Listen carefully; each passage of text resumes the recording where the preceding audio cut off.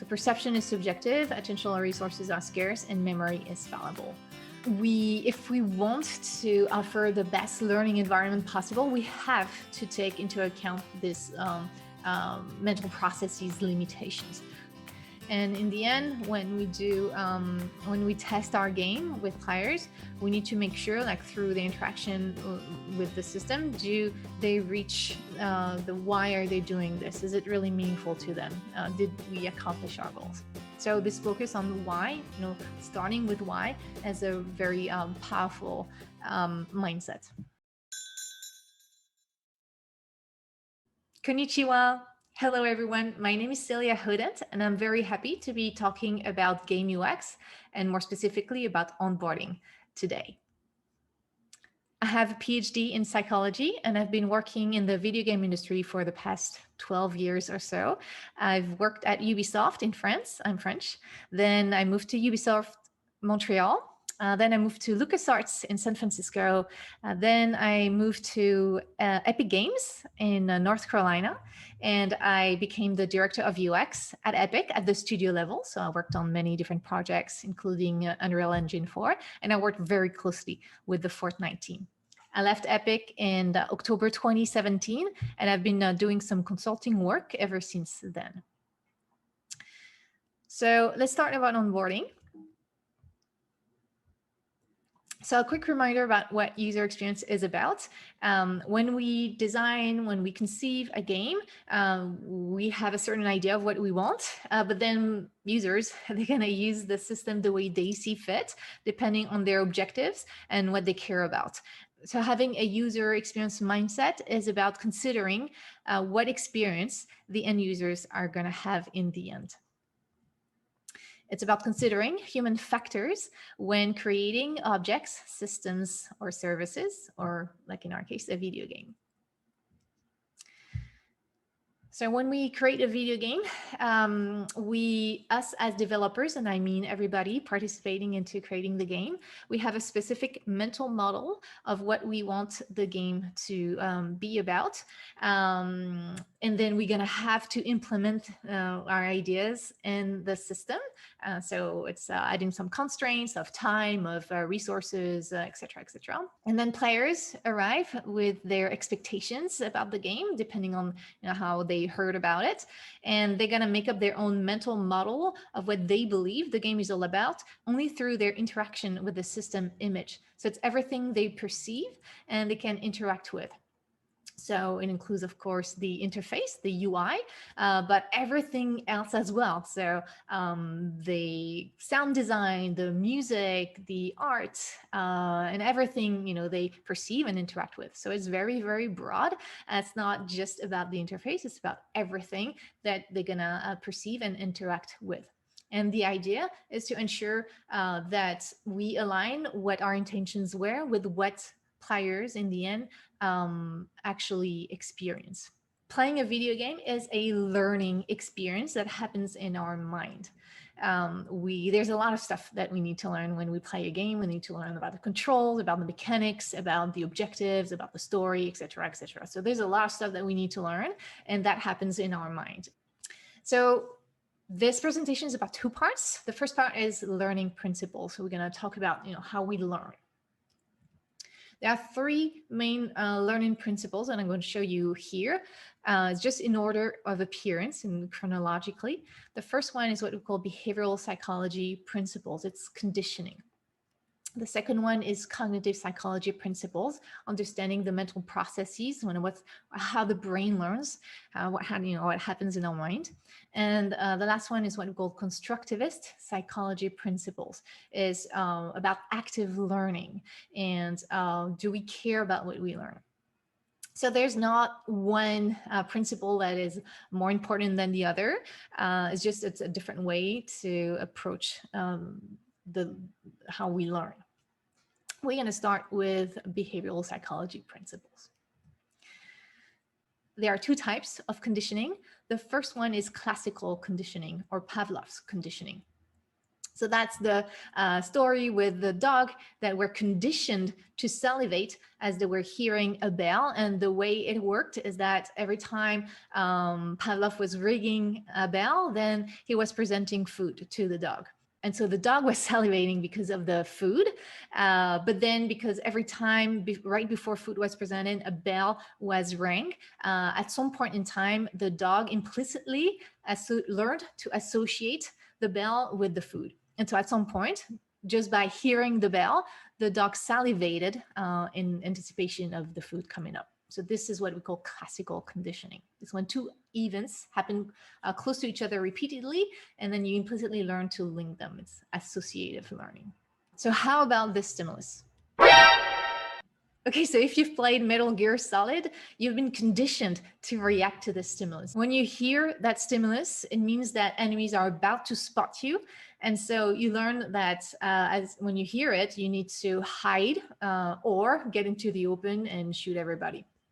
So at some point, you've been conditioned to the stimulus. And even if you hear it outside of the context of the game, you still have this moment of, whoa, I need to pay attention. So conditioning, classical conditioning is pretty powerful, and especially it's attached to a specific context. The second type of conditioning is operant conditioning, sometimes called the Skinner box. It's when you learn by experiencing repeatedly a situation that one event can lead to a reward if you make the appropriate action. So it's kind of close to the previous one, except that the previous one, the subject, the dog or us, we're passive.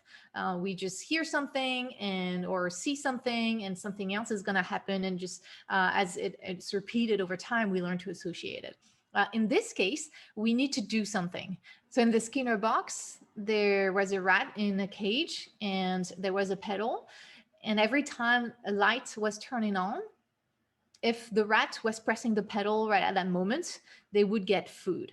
So that's the reward. Rats are pretty smart. So at some point they figure out that rule because they do things randomly to begin with. But at some point they understand that if they press the pedal when the light is on, they're going to get food. So that's operant conditioning. We learn through experimentation with the environment, and we learn that certain action can lead to a reward or other action can lead to a punishment. So in games, we learn a lot through operant conditioning, and also any interactive systems, just like applications. Anytime we see a certain stimulus, or stimulus can be like a visual or audio input. In games, it's mostly these two types and mostly visual. We learn that if we do something specific, then we're going to get a reward. So for example, in Assassin's Creed 2, we learn to hold the button and we get a feedback. And when we open the chest, then we get a reward.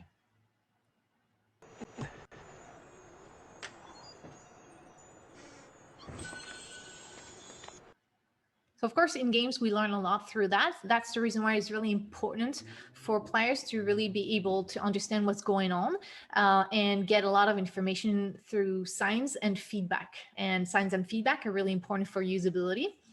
Because people, if the signs and feedback are well polished, then people understand what they can do with the game and what's the impact of their actions in the game. But that's also very important for conditioning.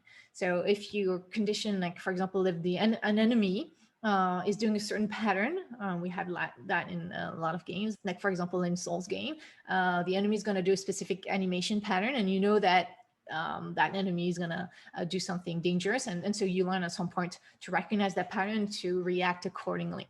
Operant conditioning is really, really important to help players learn, and they're going to learn through experimenting with the environment. So it doesn't feel really like learning.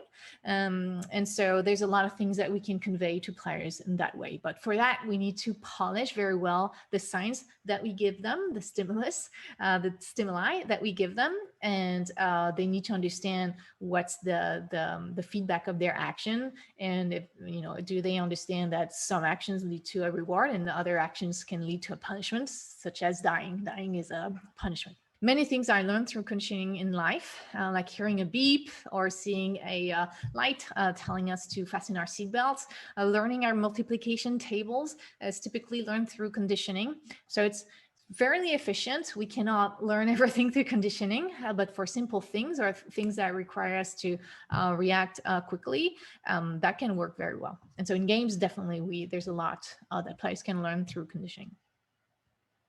Now we're going to talk about cognitive psychology principles. I'm going to go fairly fast on this one because that was the whole point of my previous presentation, talking about how the brain works. So I'm just going to give you some reminders here.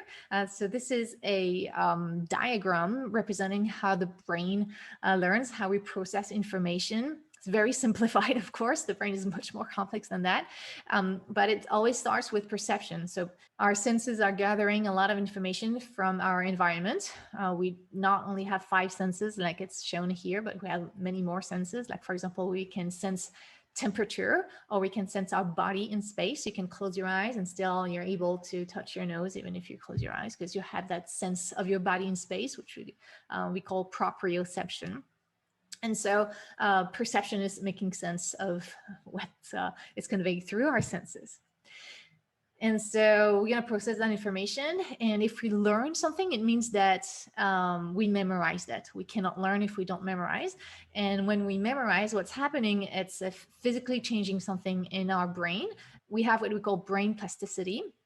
And the brain is constantly changing with what we do and what we interact with and what's going on in that environment. This is how we can adjust to our ever-changing environment, just like we had to adjust to the pandemic. And so we had to change a lot of stuff in what we were doing. In between perception and a change in memory, there's a lot of things happening. Of course, there's a lot of factors influencing that process, making it more or less efficient. And we're gonna mainly talk about attention and motivation today. So attention is really critical because we know that the more we pay attention to something, the better we process that information, the better we memorize it. And motivation has a big impact on attention. So we're going to talk about this, and again, keep in mind that this is extremely simplified, and we don't have independent buckets like this in the brain. It's just a simplification. The main limitations in the brain in terms of perception, memory, and attention. So in terms of perception is a construct of the mind. It is subjective. So we don't perceive the world as it is. We make a representation of it, and our cognition, our knowledge of the world has an impact on it. Like, for example, if you look at the skies at night, it's not just about the sensation. It's not about the physics of what's going on. We very quickly we see a shape. The brain is a powerful pattern recognizer. And this is what perception is about. It's about making sense of the world into meaningful patterns. And so we have, we see patterns, even though they don't exist. Like in this case, if you look at the sky, we're going to align the stars that are the brightest into a shape that means something to us, like here a saucepan. We're not seeing random things. And our cognition has an impact on this, because depending on our knowledge on the world or not, that's going to change the way we perceive things. So if you know about this pattern, you're going to recognize Ursa Major. And perception is really subjective because it's depending on our prior knowledge, it's depending on our expectations, and it's also depending on context. So you can either see, for example, ABC or 12, 13, 14, depending on what is the context in which the input, here B or 13, is a part of. Culture also has a big impact on it. And so that's the reason why we need to test what we do, so that we can ensure that all the stimuli that we show to players, like sounds or visuals, are going to be perceived the way we intended. And we can't be sure, because perception is subjective. It's not because it's obvious to us that's going to be obvious to players. So our perception is subjective. Memory is quite fallible. Mainly we forget fast a bunch of things. So this is the forgetting curve, and it's showing the exponential nature of forgetting. It doesn't have to be that bad. It depends on what we learn. And of course, if something we learn is meaningful, that we care about it, then the forgetting curve is not going to be that bad. But we still need to remember that your players are going to forget things in your game. So it's not because they learned something day one, the first day they played your game, that they're going to remember it the next day they play, or even like a few minutes later. And that can be a bit jarring for the game developers, but this is what's going to happen. So we cannot really rely on people's memory because we have a pretty fallible memory. And also what we remember is not necessarily accurate. Perception is a construct of the brain. Memory is a reconstruction. So every time we remember something, we might lose some accuracy. And so we might not remember exactly what we encoded at that moment. So our memory is fallible. And the last part is attention. Attention is really scarce. We are not carefully scanning all of our environment. We're not robots, so it's really hard to play a game like World's Wall-E, for example. Instead, we are focusing on one or two elements, and we're filtering out the rest. So what can happen is when we're focusing on one thing, we can completely miss an information, even though it looks obvious for someone who knows what's going to happen. But when we're focusing on something, when concentrating on something, we might completely miss information that is coming to us. So it's really important to realize that we cannot multitask efficiently. We're not good at that. And so our attentional resources are very scarce. A very well-known study about that is what we call the gorilla study. And it's showing what we call inattentional blindness. It's when you have to count the basketball passes from the team dressed in white, and so it's a video and you have to count them. And at some point there's a man in a gorilla suit that's just like walking across the screen. And most people don't even see that, because as we're focusing on counting the basketball passes, we don't see something surprising. So that's what we call an attentional blindness. We cannot multitask efficiently again. So we have to take that into account in our games, so that there's not too much stuff going on at the same time, because if there's an important information that's conveyed to the player at that moment, most players are going to miss it. So we really have to be mindful of that. So perception is subjective, attentional resources are scarce, and memory is fallible. If we want to offer the best learning environment possible, we have to take into account this mental processes limitations. The brain is a wonderful organ, but it's also very, very limited. So if you create a learning environment for people, you have to make sure you take into account these limitations. So as a reminder, perception is a construct of the mind. For one reality, we might have many different perceptions of it. So perception is subjective. One of the main things that we can do to combat that when we make a game is to play test, verify what people are experiencing, so that we can ask them, what is this, or what is that, what did you have to do here, what is the objective, so we can compare how they perceive things, and is it fitting what we intended to convey. Memory is about encoding information, then storing it, and ultimately retrieving it. There's a lot of errors that can happen at every step. And so at the end of the day, we have a fallible reconstruction of what we've learned, and we are under the forgetting curve. So we forget a bunch of stuff. So we cannot rely on this, not because we taught something to players and we acknowledge that players learned it, that it's a guarantee that they're going to still remember it. So we need to reduce the memory load. So we give away information to players. On the HUD, for example, we give reminders, and we also need to prioritize learning. So we're going to talk about that towards the end. It's about the onboarding plan, how we're going to focus on the things that are really important to players, and instead of trying to teach them everything at the same time, we're going to try to pace it out, and we're going to focus on the things that are really the most important for them to learn, so that we can avoid teaching too much, so that they don't have to remember too much stuff. And attention works like a filter. So we're not good at really paying attention of all the things that are going on around us. We're really focusing on one or two elements. And so we have a very low attention span.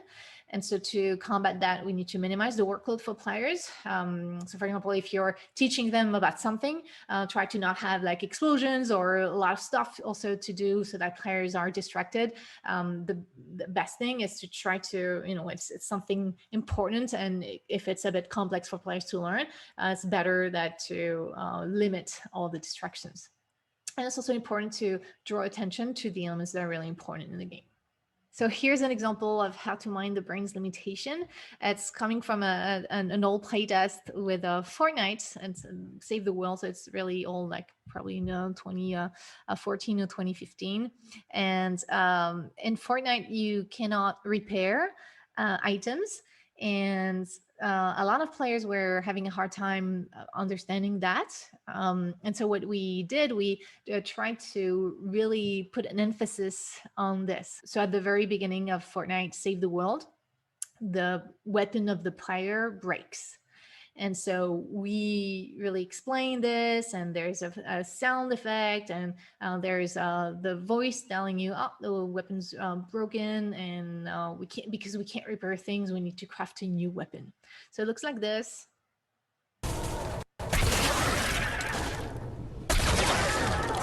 No! Your gun's broken. Your drone can't repair crafted items, so we'll need to craft a new gun. Let's search the cave for the resources we'll need to craft a new weapon. And so even though we put a lot of focus on that, we made sure that nothing else happens, so people can really encode the fact that you cannot repair items in Fortnite, that you're gonna need to craft new stuff all the time. We still have players afterwards, so typically in a playtest, we make them play a little bit, and they can play freely. By the way, the circle that you were seeing is what we call eye tracking, so we can follow their gaze, but their gaze it's not because they're looking at something that they necessarily pay attention to it. And so even though there was nothing else happening at that point, we still have players saying afterwards in the survey that they were confused about how to repair objects or repair weapons.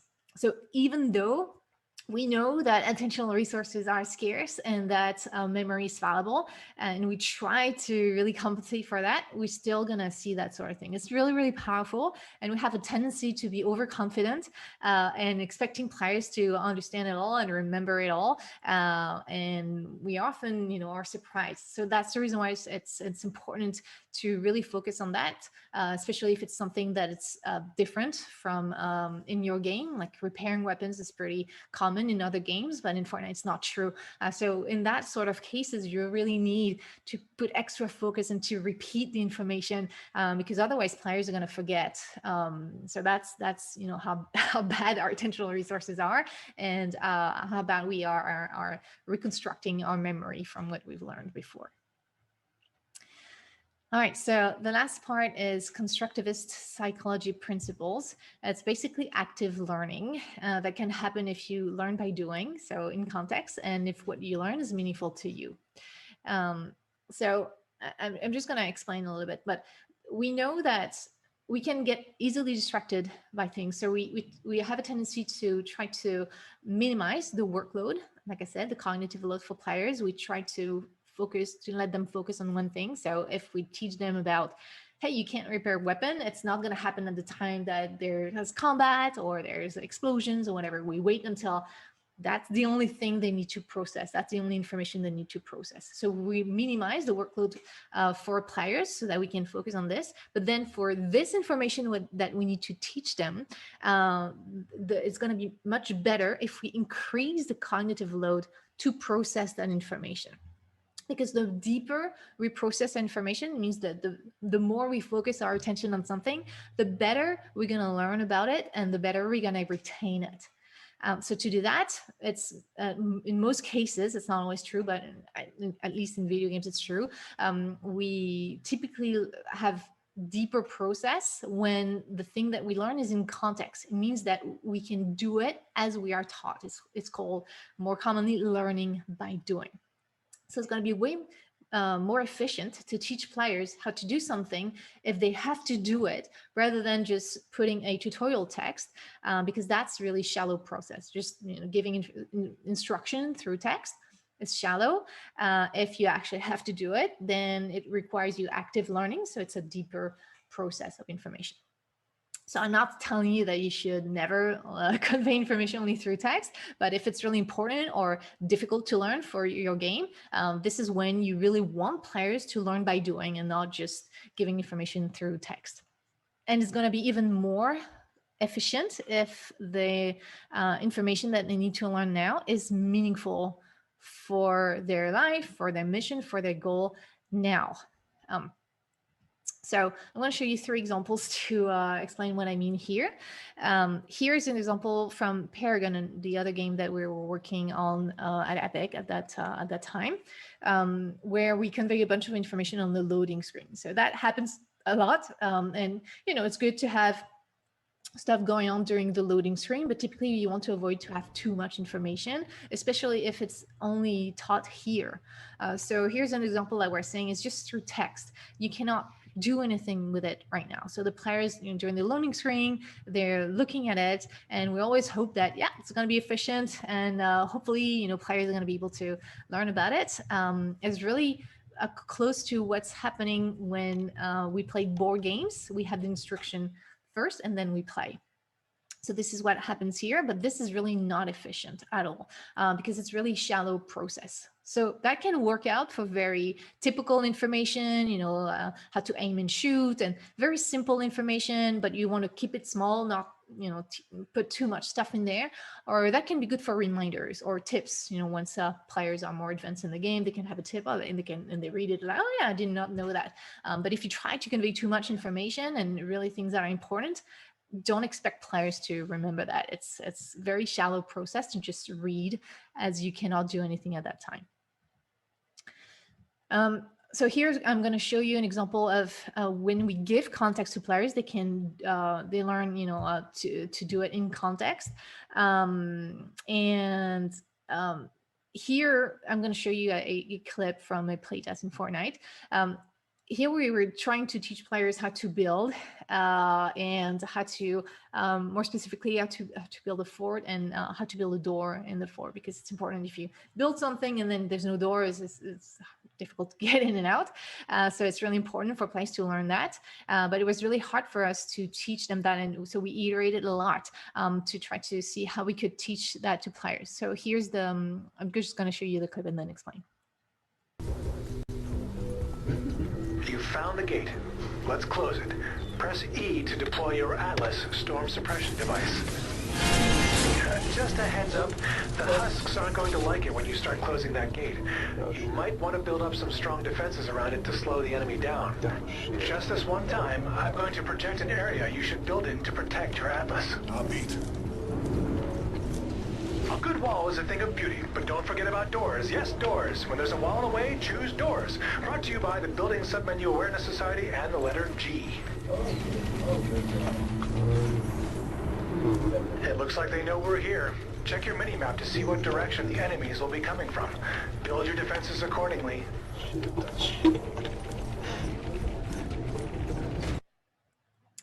So here, as you can see, they learn in context. So they learn how to build in context. They can actually do it. And there's a bunch of instructions, but it's still too much. There's a lot of things that it's not meaningful to them now. They have to understand, they are told to build doors. And this is just an instruction, but they could do it right now if they wanted. But they don't really know why, because it's the first time they do that. It's hard to anticipate why doors are going to be important, and because there's so much stuff to take into account, it's really hard to focus, and it's a bit stressful. So here it's in context. You learn in context. It's learning by doing. But for the door and for how do I build my fort, it's not really meaningful because you don't know exactly what to expect, because it's not, I haven't done it yet. And here, this is how we iterated on the door tutorial. Here, you're gonna see it's contextual and meaningful. So the meaning is a bit forced, but the idea is we do sometimes that at some point, if we having a hard time teaching something to players in an elegant way, we put an obstacle and they have to learn about this to get through the obstacle. So it's not always very done elegantly, but at least it's meaningful because they need to learn about this mechanic or system so that they can overcome their obstacle. So that's meaningful for them now. It's in context, they can do it as they're taught, and it's meaningful for, advance their goal. So it looks like this.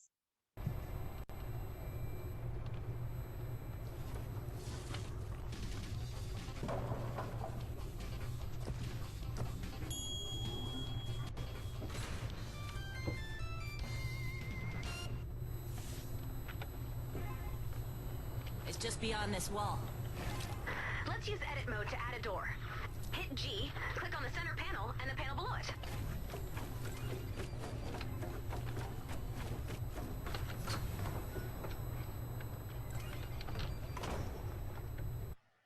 So here we actually did two things. It starts with a video, a tutorial video. So that's out of context. As they watch the video, they cannot do it.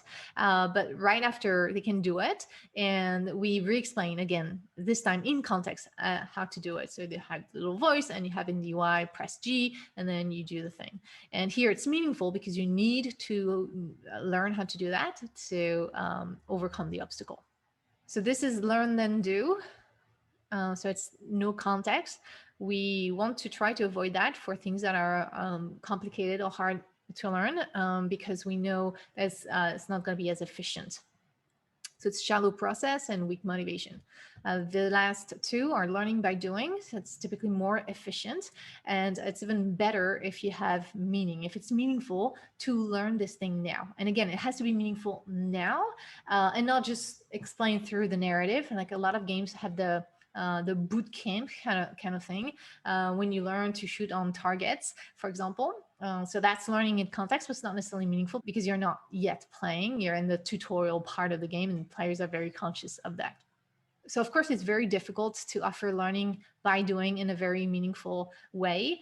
So we're not going to be able to do that for every single mechanic they need to learn. Sometimes we are going to do learn then do if we expect this mechanic to be simple enough, or if it's not as important for players to learn that. And that's the reason why it's going to be important to prioritize what we need to teach players. And we're going to talk about that towards the end.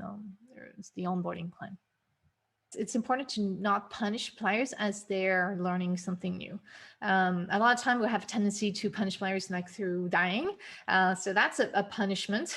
If they try to do something new, let's say jump over a hole, and if they miss their first jump and they fall and they die, that's pretty harsh, especially if they have to start from the beginning and they have to go through the cinematic again, for example. What's a better way to do that is that they try to jump, they can't do it the first time, and so they fall, but they don't fall to their death. They can take damage, but there's a way for them to climb back up and try to jump again.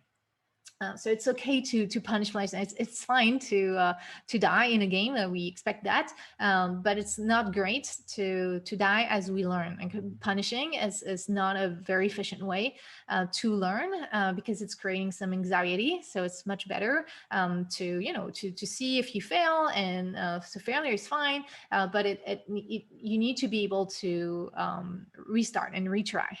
So the first time that you teach something players, make sure that it's not going to be punishing too much, and then they can get away from a failure. They can take damage, is fine, but taking damage and die and having to go through everything from the beginning is a bit harsh as they learn. Once they mastered the mechanic, then of course challenge needs to kick in, and you need to challenge players. Here's another example of how we iterated on Fortnite to make the building tutorial more meaningful. So the level designer thought of how we can make a meaningful situation for players to learn how to build and to protect something. So the idea is there's a tractor in a barn, and players are going to need to protect that thing from the zombies. And so they have a countdown, a few minutes before the zombies arrive. So they need to find the tractor and they need to protect it. Because it's in the barn and the barn has an opening, players understand at some point that they just need to close the opening. But the problem is that you will see the two panels on the side need to be knocked down before you can actually fit to walls. But since it's the first time that players are doing this and there's a countdown, there's some pressure, a lot of players were actually a bit confused by this, and it was already too much to process to think about, oh yeah, I just need to knock down these panels to be able to fit the wall. A lot of them try to build around the barn, and you'll see in the video so the player starts to do that. So he places a first wall and immediately runs out of materials, because how many pieces of wood do you need to build a wall? Players don't know it. It's the first time they do it. And because there's a time pressure, the player cannot actually experiment in an unpressured situation, and players are set for failure. So it looks like this.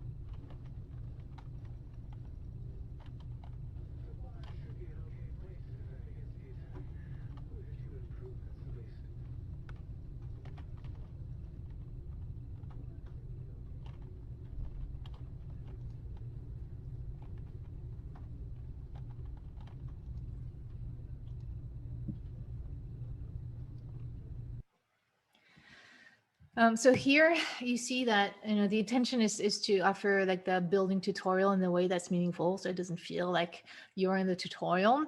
But there are a few problems with that. And first of all, players are told to protect the tractor, and in Fortnite everything is destructible, and so it's a bit misleading. Overall, you try to avoid something that it's only true in the tutorial. It's not going to be true after the tutorial. And then players, they try to build the protection around the barn because there's too much pressure right now to understand that they need to knock down the little panels. So that's not intuitive. And because the player is in a stressful situation and they cannot really experiment at how many pieces of wood they need to build walls, they are set for failure. And so it's in context here, but the meaning, we tried to make it meaningful, but at the end it was actually poor and misleading. And so the level designer had a great idea, and changed completely the idea. As instead of trying to think about a very convoluted situation to teach how to build meaningfully to players, he decided to let's spawn the player the first time they play in a pit. So they're in this hole, and there's a lot of resources there, so they can gather all the resources that they need. But ultimately, if they need to get out the pit, they need to build stairs. And so it looks like this.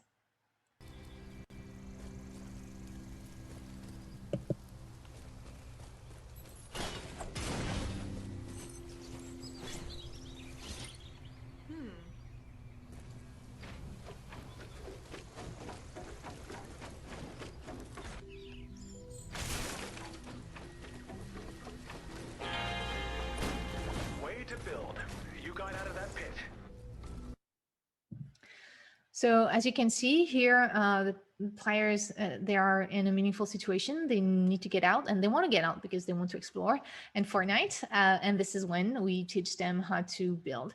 So instead of teaching them how to build walls in the first time, we teach them how to build a staircase. So here it's much more meaningful. And as you can see, it's actually even easier to implement because we don't need to have a very scripted mission. We just need to think of a situation where players have an obstacle to overcome, and learning about the new mechanic or the new system is the way out of this obstacle.